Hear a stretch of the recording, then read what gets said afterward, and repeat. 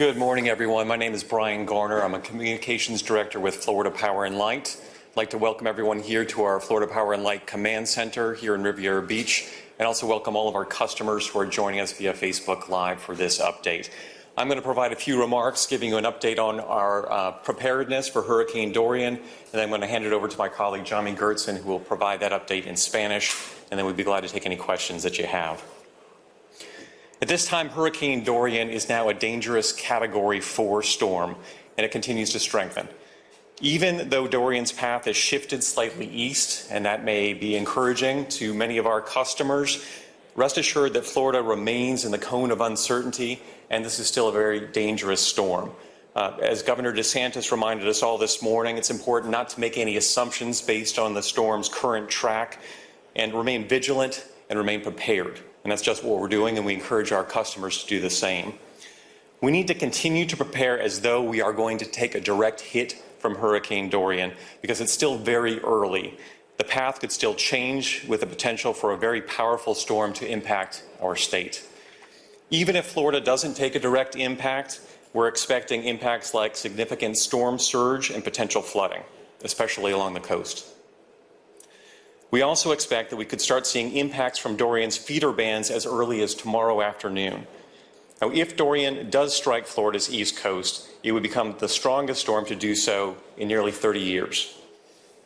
Given the present track and intensity of the storm, there remains a high likelihood of hurricane force winds that will impact a large portion of our service territory. These winds can cause significant damage that may require crews to repair large parts of our electric grid.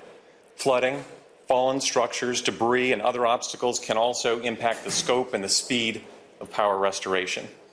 Given the nature of this storm and the potential for trees and debris to blow into power lines, some customers may also experience more than one outage during the storm event.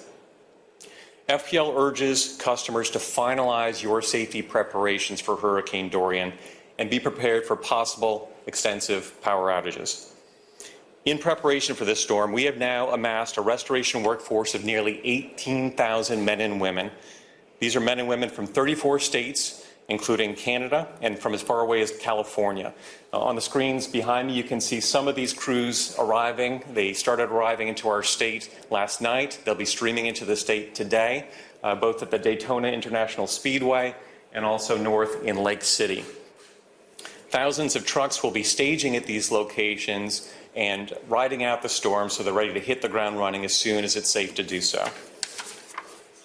We've also identified up to 20 staging sites that we can activate for workers to begin quickly restoring power as safe to do so. And as a reminder, staging sites are points of operation that are going to be assembled in the areas that we expect to be hardest hit by this storm so that we can have our resources as close to the damaged areas as possible. As long as it's safe, we will assure you that we're going to be out there restoring power even as the first bands of this storm start to impact our state. And we'll work continuously after the storm clears until everyone's power is restored. We understand the anxiety that many of our customers may be feeling right now. And we want to reassure you that we are ready to respond, and we encourage you to prepare as well. We ask our customers who may experience non-storm related outages over the next several days to be patient, as our crews are being positioned to respond to Hurricane Dorian, and it may take longer to restore non-storm related outages. We're also going to do whatever it takes to restore power safely and as quickly as possible throughout this event.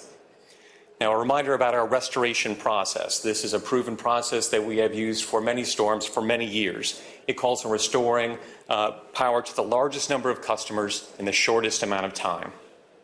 To do that, we began by looking at our power generation facilities to make sure they're operational, our transmission lines to make sure we can transmit power over long distances. Then we prioritize restoration to critical facilities designated by each of the counties we serve, including facilities like police and fire stations, hospitals, 911 centers. We look at restoring big blocks of customers and facilities that are important to helping the community recover, including major thoroughfares that host supermarkets, pharmacies, gas stations, and other needed community services. From then, we repair the infrastructure serving smaller groups of customers until we converge on the hardest hit areas until every customer's power is restored. The #1 cause of outages during Hurricane Irma 2 years ago were trees and debris blowing into our power lines. So that remains a concern. With Florida's year-round growing cycle, we will continue to have that as a challenge. FPL does all it can throughout the year to continue to reduce this challenge by trimming nearly 15,000 miles of power lines each year. But as a reminder, much of the damage that occurred during Hurricane Irma was debris from trees that were outside of FPL's rights of way. And that's why we've been spending the last couple of years helping educate and work with the cities and communities that we serve and with our customers to help keep trees and vegetation away from our lines. It's a shared responsibility. We also learned from Irma that the investments we've made to build a stronger and smarter grid are paying off for our customers with shorter restoration times. We learned that underground lines also performed very well. And it's one of the reasons we've started the Storm Secure Underground pilot program to put more neighborhood power lines underground. We understand that what customers really want to know more than anything else is when will their power be turned back on. We've made some progress in this area since Hurricane Irma. We're going to continue to improve. We've made significant upgrades to our customer communications channel. That includes FPL.com, our website, and our mobile app. We've tested these channels to ensure they can handle large volumes of customer traffic, even beyond what was experienced during Hurricane Irma. These systems draw on data from our smart grid devices as well as smart meters on homes and businesses to provide the most accurate and timely information possible so that our customers can make good decisions during an emergency. But keep in mind, with thousands of out-of-state crews helping in our restoration effort, the restoration data won't be as detailed as you would expect in a non-storm related situation. Our commitment to you is to provide the best information we have as soon as we have it. That concludes my formal remarks. I'm going to hand it over to Jami Gertzen, who's going to provide those remarks in Spanish, and then we'll take any questions you have.